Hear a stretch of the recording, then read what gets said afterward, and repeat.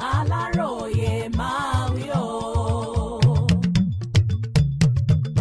Géńdé kan rèé obìnrin méjì ló fẹ́ ṣègbéyàwó alárinrin fún lọ́jọ́ kan náà. Wọ́n ti sọ pé kò sóhun tuntun kankan lábẹ́ ọ̀run mọ́ èyí tí géńdé kan Stanley Okiri ẹni táwọn èèyàn mọ̀ sí ìgbín tó tún gbé lágbègbè Ogbin Ìjọ níjọba ìbílẹ̀ Warri South nípínlẹ̀ Delta fẹ́ ṣe yìí tún jẹ́ àràkéńgé.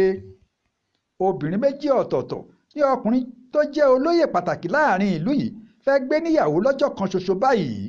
Gbogbo ètò sì ti parí kò sóhun tó lè yẹ̀ ẹ́ mọ́ nítorí pé ọjọ́ àìkú Sunday ọjọ́ 24 oṣù kọkànlá ọdún yìí ni ètò ìgbéyàwó alárinrin náà máa wáyé nílùú rẹ̀. Inú ọgbà iléèwé alákọ̀ọ́bẹ̀rẹ̀ kan tí wọ́n ń pè ní Ewiem Primary School Ogbin Ìjọ níjọba ìbílẹ̀ Warri South nípínlẹ̀ Delta tí jíjẹ àti mímu ti máa wà lọ́pọ̀ yanturu lọ́jọ́ náà nítorí láti bí ọjọ́ mélòó kan sẹ́yìn báyìí ni ìró ayọ̀ àti ìdùnnú ti ń rọ́ kẹ̀kẹ́ lágbàlá ọkọ ìyàwó náà.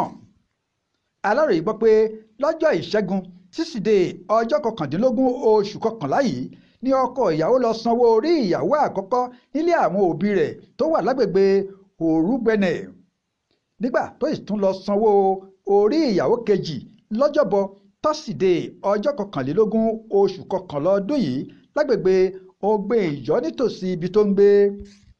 Ohun tó jẹ́ kọ́rọ̀ náà ya àwọn aráàlú lẹ́nu ni pé kò síjà kankan láàrin àwọn ìyàwó méjèèjì tó fẹ́ fẹ́ sílé ọ̀hún nítorí ṣe ni wọ́n ń bá ara wọn ṣeré.